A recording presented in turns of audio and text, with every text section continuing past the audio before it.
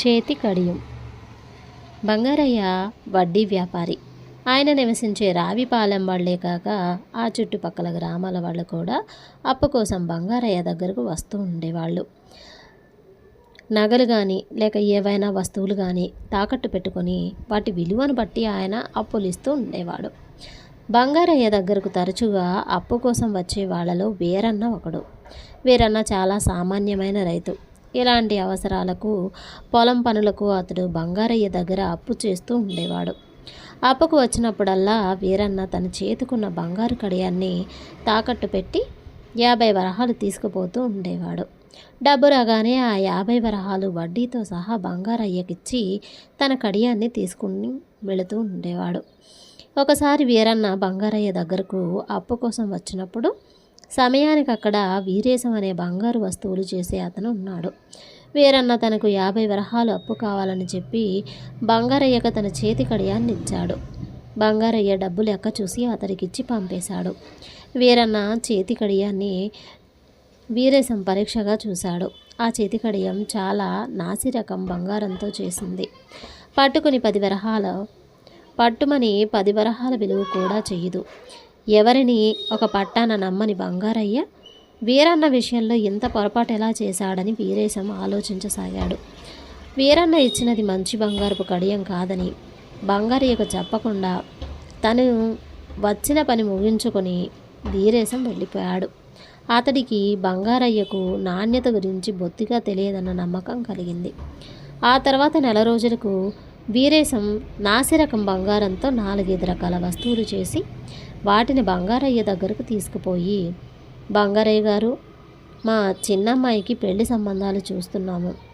అది కాక నేను అద్దె దుకాణం వదిలి సొంత దుకాణం కట్టించాలనుకుంటున్నాను. ఇందుకు నాకు 1000 వరహాల సొమ్ము కావాలి. ఈ బంగారు నగలు తాకట్టుగా ఉంచుకొని నాకు సొమ్ము ఇవ్వండి అన్నాడు. బంగారయ్య వీరేశం తెచ్చిన నగలు పరీక్షగా చూసి పెదవి విరిచి, వీరేశం, నువ్వు బంగారం వెండి నగలు చేసే వృత్తిలో జీవిస్తున్నవాడివి.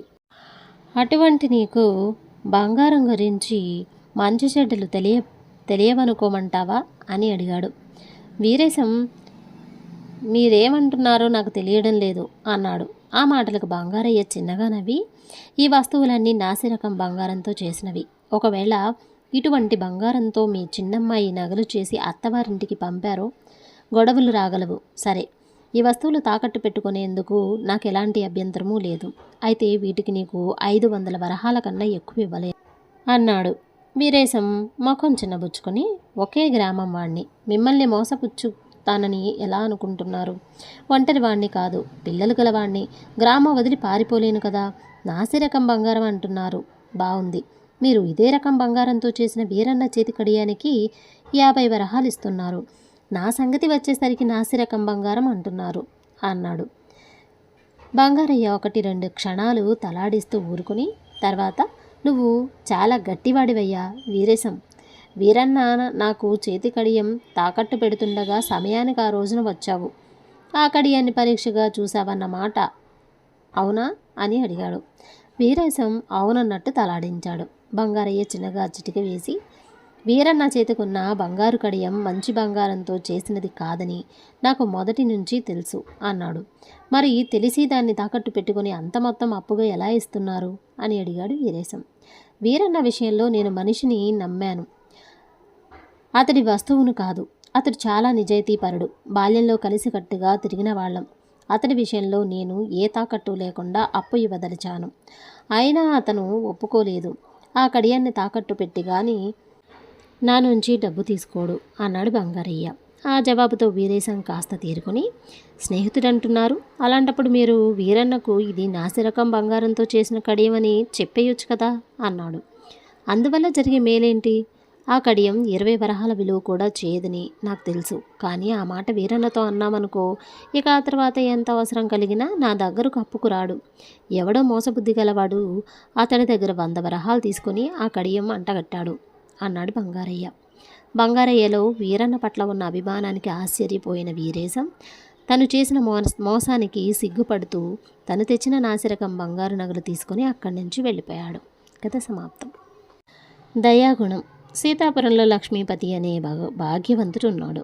ఆయన వ్యాపారంలో తన తెలివితేటలతో బాగా రాణించి కోటికి పడగలెత్తాడు. తనంత గొప్పవాడు లేడన్న అహంకారం ఉండేది.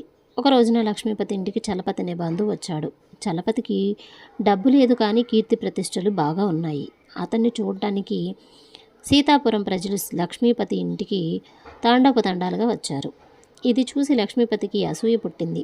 ఆయన చలపతిని ఏకాంతంలో, నీలో విశేషమేమిటి? ప్రజలు నిన్ను చూడటానికి ఎందుకు తహతహలాడుతున్నారు అని అడిగాడు. ఈ ప్రపంచంలో డబ్బు సంపాదించడం అన్నిటికంటే సులభమైన విషయం. డబ్బు సంపాదించాలంటే మనిషి స్వార్థపరుడు కావాలి. స్వార్థపరులకు సమాజంలో సుఖం ఉంటుంది, కానీ ప్రత్యేక గౌరవం ఉండదు. ఈ ప్రపంచంలో అన్నిటికంటే కష్టమైనది దయాగుణం. సాటి మనిషి కష్టపడుతుంటే దయాగుణం కలవాడు చూస్తూ ఊరుకోలేడు. దయాగుణం కలవాడు తన శత్రువుల్ని కూడా ప్రేమించగలడు. దయాగుణంలో నేను నా సిరి సంపదలు పోగొట్టుకున్నాను. దయాగుణం గొప్పతనాన్ని 10 మందికి చెప్పి ప్రజల మనసుల్లో మార్పు తీసుకురావాలని నేను దేశమంతా తిరుగుతూ ఈ ఊరుకు వచ్చాను అన్నాడు చలపతి. చలపతి ఆ ఊళ్ళో 10 రోజులుండి 4 ఉపన్యాసాలు ఇచ్చి వెళ్ళిపోయాడు. తను కూడా చలపతిలాగా దయాగుణం చూపి పేరు తెచ్చుకోవాలని లక్ష్మీపతిలో కోరిక పుట్టింది. బాగా ఆలోచించి ఆయన ఒక పథకం వేశాడు. ఆ ఊళ్ళోని తనకు తెలిసిన సీనయ్య అనే పేదవాడిని పిలిచి, ఒరే, నేను నీకు సాయపడాలనుకుంటున్నాను. గతంలో నువ్వు దొంగతనాలు చేసి ఉన్నావు, అందుకని నీకు ఎవరు పనివ్వడం లేదు కదా. నేను నీకు పనిస్తాను. నీ వంటి వారందరికీ సహాయపడాలని నా కోరిక. కానీ అలాగని చాటింపు చేయటం నాకు ఇష్టం లేదు. నేను చెప్పినట్లు చేస్తే బాగుంటుంది అంటూ ఒక ఉపాయం చెప్పాడు. ఆ ప్రకారమే సీనయ్య లక్ష్మీపతి ఇంట్లో దొంగతనానికి వస్తాడు. డబ్బు గది తాళాలు లక్ష్మీపతి వాడికిస్తాడు. ఆ గది ముందు కాపలా కాసే వీర్రాజును తప్పించుకుని ఆ గదిలో ఉన్న డబ్బు దొంగలించడం కష్టం. వాడు పట్టుపడక తప్పదు. అప్పుడు లక్ష్మీపతి వాడిని క్షమించి తన వద్దనే పని ఇస్తాడు. పరిస్థితుల కారణంగా దొంగగా మారిన వాళ్ళందరికీ ఈ సంఘటన కొంత ఆశలు కలిగిస్తుంది. సీనయ్య దీనికి సంతోషంగా ఒప్పుకొని ఒక రాత్రి వేళ లక్ష్మీపతి ఇంటికి దొంగతనానికి వెళ్ళాడు. డబ్బు గది తలుపులకు పెద్ద తాళం వేసి ఉంది. కొంచెం దూరంలో వీర్రాజు ఆదమర్చి నిద్రపోతున్నాడు. సీనయ్య కావాలనే కాస్త ఎక్కువ చప్పుడు చేస్తూ తాళం తీశాడు. వీర్రాజుకు మెలకువ వచ్చింది. ఎవడో దొంగ డబ్బు గది తాళం తీయటం వాడికి ఆశ్చర్యం కలిగించింది. ఎందుకంటే ఇంటి చుట్టూ పటిష్టమైన కాపలా ఉంటుంది. ఆ కాపలా తప్పించుకుని లోపలికి రావటం ఒక ఎత్తైతే డబ్బు గది తాళాలు సంపాదించడం మరొక ఎత్తు. ఇప్పుడు వీర్రాజు రహస్యంగా దొంగను అనుసరించి చూడసాగాడు. దొంగ గది లోపలికి ఇనుపెట్టె తలుపులు తెరిచాడు.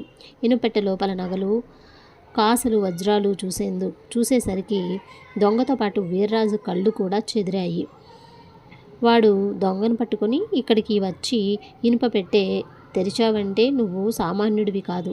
వదిలిపెడితే తప్పించుకుని పారిపోగలవు. దొంగిలించిన సొమ్ములు సగం నాకు ఇచ్చావంటే నిన్ను వదిలిపెట్టి మత్తు మందు తీసుకొని పడుకుంటాను. ఎవరైనా అడిగితే దొంగ నాకు మత్తు మందు ఇచ్చాడని చెబుతాను అన్నాడు. ఇదేదో కొత్త విషయంలాగా కనిపించింది సీనయ్యకు. తెల్లబోయాడు. లక్ష్మీపతి సాయపడడం వల్ల తాను లోపలికి రాగలిగాడు తప్ప మరొక విధంగా రాలేడు. లక్ష్మీపతి సాయం లేనిదే అతని ఇక్కడి నుంచి తప్పించుకోలేడు. పాపం వీర్రాజుకి ఈ విషయం తెలియదు. సీనయ్య వెంటనే వీర్రాజుకు అసలు విషయం చెప్పి, అవకాశం రాకగాని మనుషులందరిలోనూ దొంగ బుద్ధి ఉంటుంది. నీ వల్ల రుజువైంది. నీ సంగతి తెలిస్తే యజమాని నిన్ను పనిలో నుంచి తీసేస్తాడు. పిచ్చి ఆలోచన మాని బుద్ధిగా నన్ను నీ యజమానికి అప్పగించి మంచి పేరు తెచ్చుకో అన్నాడు. వీర్రాజు మరుక్షణం సీనయ్య కాళ్ళ మీద పడి, నిజం చెప్పి నా ఉద్యోగం నిలబెట్టావు. ఏదో ఒక రోజున నీ రుణం తీర్చుకుంటానంటూ వాణ్ణి పట్టుకుని లక్ష్మీపతి వద్దకు తీసుకెళ్లాడు. వీర్రాజు చెప్పింది విని లక్ష్మీపతి సీనయ్యనక్కడే ఉండమని వీర్రాజును బయటికి పంపి గది తలుపులు వేసి, ఒరే, తాళం చెవులు నీకిచ్చి నేను ఊరికనే పడుకొని నిద్రపోతున్నాను అనుకోకు. రహస్యంగా నిన్ను వెన్నంటి వస్తున్నాను. జరిగిందంతా చూశాను. వీర్రాజులో దొంగ బుద్ధి ఉంది. అటువంటి వాడిని డబ్బు గదికి కాపలాగా ఉంచి నేను పెద్ద పొరపాటు చేశాను. నీ వంటి దొంగకున్న నిజాయితీ కూడా వాడికి లేదు. వాడిని వెంటనే పనిలో నుంచి తీసేసి ఆ ఉద్యోగం నీకిస్తాను. అయితే వీర్రాజు విషయం నువ్వు ఎందుకు దాచాలనుకున్నావో నాకు అది చెప్పాలి. నువ్వు చెప్పిన కారణం నాకు నచ్చితే నీకు ఉద్యోగం ఇస్తాను. వాడితో నువ్వన్న మాటలన్నీ నేను విన్నాను అన్నాడు. అందుకు సీనయ్య, అయ్యా, ఒకసారి దొంగ అనిపించుకున్న వాడికి మళ్ళీ ఎక్కడ పని దొరకదు. ఆ ఇబ్బంది నాకు తెలుసు. దొంగ అనిపించుకున్న నన్నే పిలిచి ఉద్యోగం ఇవ్వాలనుకుంటున్న తమరు దొంగతనం చేయాలనుకున్నాడని వీర్రాజును పనిలో నుంచి తీసేస్తారా? తమరి దయాగుణం తెలిసిన వాడిని కాబట్టి వీర్రాజు మీద తమకెలాగూ కోపం ఉండదనుకున్నాను అన్నాడు. లక్ష్మీపతి ఏమనాలో అర్థం కాక, నువ్వు చెప్పింది నిజమే. వీర్రాజును నేను క్షమించి విడిచిపెట్టేవాణ్ణే. కానీ నువ్వు నాకు వీర్రాజు దొంగ బుద్ధి గురించి చెప్పకపోవడం తప్పు కదా అన్నాడు. సీనయ్య తల వంచుకుని, తప్పే, కానీ మీరెలాగూ వీర్రాజును క్షమిస్తారు. అందుకని అతన్ని నేనే క్షమించి దయాగుణం చూపాలనుకున్నాను. మీరు గొప్పవారు. దయాగుణం చూపించే అవకాశం మీకు చాలాసార్లు వస్తుంది. నాబోటి దొంగకు ఇలాంటి అవకాశం ఎప్పుడూ కానీ రాదు. అందువల్ల ఆ అవకాశం వదులుకోవాలనిపించలేదు అన్నాడు. ఇది విన్న లక్ష్మీపతి ఆలోచనలో పడ్డాడు. ఒక దొంగకు కూడా దయాగుణం చూపించాలన్న కోరిక ఉంటుంది.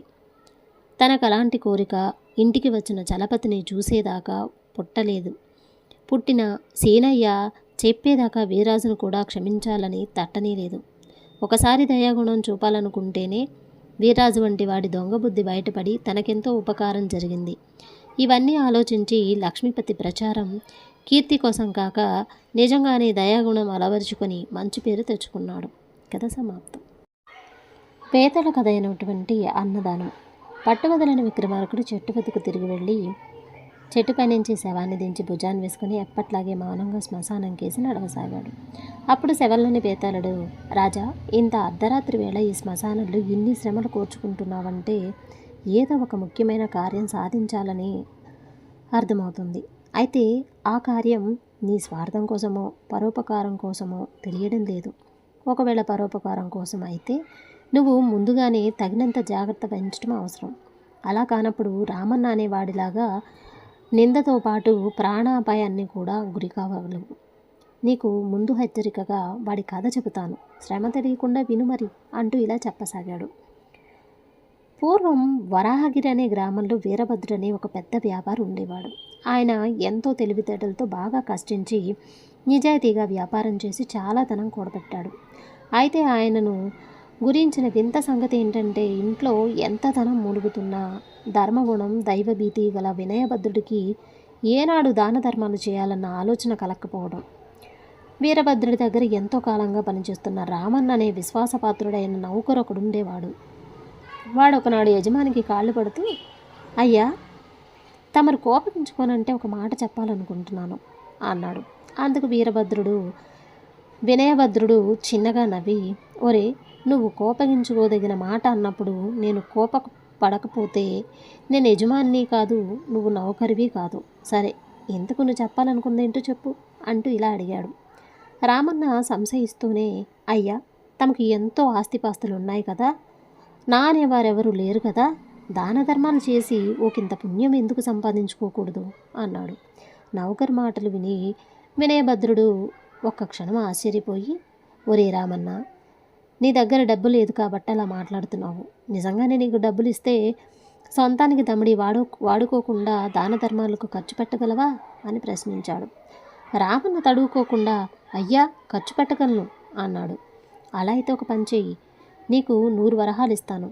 ఆ ధనంతో ఎలాంటి ధర్మకార్యాలు చేయగలవో అవి అన్నీ చెయ్యి.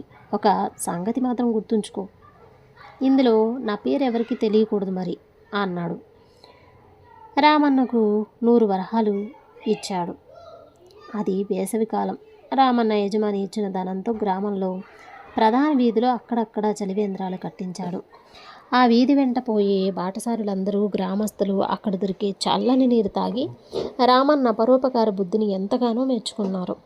తన నౌకరు నిజాయితీగా డబ్బు ఖర్చు పెట్టి నలుగురికి మేలు చేసిన వైనం వీరభద్రుడికి చాలా సంతోషాన్ని కలిగించింది. కొన్నాళ్ల తర్వాత ఒకనాడు రామన్న వినయభద్రుడితో, అయ్యా, నా దగ్గర డబ్బు లేదు కానీ ఉంటేనా ఈ గ్రామంలో ఏకంగా ఒక ధర్మసత్రమే కట్టించేవాణ్ణి అన్నాడు. వినయభద్రుడు వాడి మాటలకు నవ్వి, దానికి అయ్యే ఖర్చు నేనే భరిస్తాను, నా పేరు బయటకు రానియకుండా ఆ సత్రం ఏదో నువ్వే కట్టించు అంటూ రామన్నకు పెద్ద మొత్తంలో ధనం ఇచ్చాడు. రామన్న 3 నెలలు గడిచేలోప గ్రామంలో ఒక ధర్మసత్రం కట్టించాడు. ఆ సత్రంలో ఎక్కడ ఆశ్రయం దొరకని నిరుపేద ప్రజలే కాక దూర ప్రయాణాలు చేసేవాళ్ళు కూడా తలదాచుకోసాగారు. ఆ విధంగా ఆ సత్రానికి క్రమేణా రామన్న సత్రం అనే పేరు కూడా వచ్చింది. కొంతకాలం జరిగాక రామన్న ఒకనాడు వినయభద్రుడితో, అయ్యా, ఎంతోమంది జనం పట్టెడన్నం దొరక్క మలమలా మాడిపోతున్నారు. నా దగ్గర డబ్బు లేదు కానీ ఉంటేనా అంటూ ఆగిపోయాడు. ఉంటే ఏం చేసేవాడివిరా రామన్న అని అడిగాడు వినయభద్రుడు. నిత్య అన్నదానం చేసేద్దును అన్నాడు రామన్న పెద్దగా నిట్టూర్చుతూ. వినయభద్రుడు కొంచెం సేపు ఆలోచించి, డబ్బైతే నేనున్నంత కాలం సర్దగలను, కానీ అంత పెద్ద భారం నువ్వు మోయగలవా అన్న సందేహం నాకు కలుగుతుందన్నాడు. అయ్యా, ధర్మకార్యం భారం ఎలా అవుతుంది? పట్టుదలంటూ ఉండాలే కానీ మనిషికి సాధ్యం కానిదంటూ ఉంటుందా అన్నాడు రామన్న. ఈ విధంగా వినయభద్రుడు ఇస్తున్న ధన సాయంతో రామన్న పేదలకు నిత్యాన్నదానం ప్రారంభించాడు. ఎక్కడెక్కడి నుంచి పేద జనం వచ్చి కడుపు నిండా తిని రామన్న గొప్ప ధర్మప్రభువులు, వారు కలకాలం సుఖంగా ఉండాలంటూ రామన్నను ఎంతో తృప్తిగా ఉండేది. ఈ విధంగా కొన్నాళ్ళు గడిచాక ఒకనాటి రాత్రి వేళ వినయభద్రుడు హఠాత్తుగా చనిపోయాడు. ఆయనకు వారసులంటూ ఎవరూ లేకపోవడంతో గుప్తదానాలు చేయగా మిగిలిన ఆయన ఆస్తి రాజుగారి ఖజానా పాలయ్యింది. యజమాని నుంచి వచ్చే ధనసాయం ఆగిపోవడంతో రామన్న అన్నదానం చేయటం ఆపివేయవలసి వచ్చింది. తన దగ్గర ధనం అయిపోయిందని, ఇక అన్నదానం చేయలేనని రామన్న చెప్పినప్పుడు మొదట ఎవరూ అతని మాటలు నమ్మలేదు. ఆ తర్వాత అన్నార్తుల్లో కొందరు అతన్ని హఠాత్తుగా పిసినిగొట్టు వాడయ్యాడని తిట్టారు. మరికొందరు కోపం పట్టలేక అతడి మీద పడ్డారు. ఆ దెబ్బలకు రామన్న అక్కడికక్కడే ప్రాణాలు వదిలాడు. బేతాళుడు ఈ కథ చెప్పి, రాజా, రామన్న దుర్మరణానికి కారకులెవరు?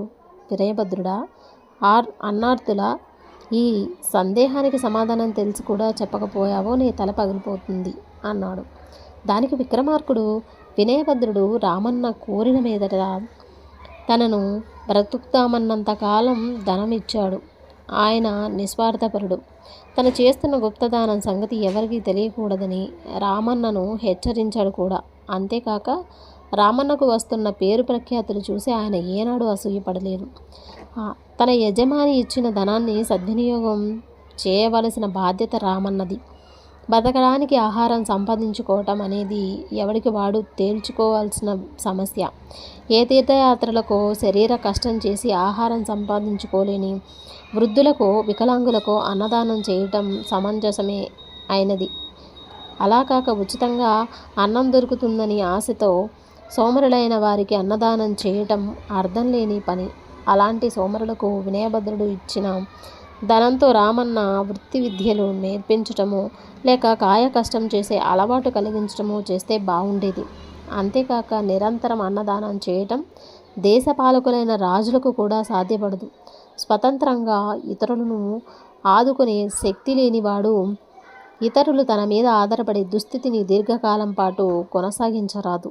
రామన్న ఈ పొరపాటు చేయడం వల్లనే ఆకలికున్న వాళ్ళు అతడి మీద దౌర్జన్యానికి పూనుకున్నారు. ఇందుకు పరోక్ష బాధ్యత రామన్నది. ఈ కారణం వల్ల రామన్న చావుకు బాధ్యులు వినయభద్రుడు కాదు, అన్నార్తులు కాదు. అది రామన్న స్వయం కృత అపరాధం అన్నాడు. రాజుకి ఈ విధంగా మౌనభంగం కలగగానే బేతాళుడు శవంతో సహా మాయమై తిరిగి చెట్టెక్కాడు. కథ సమాప్తం.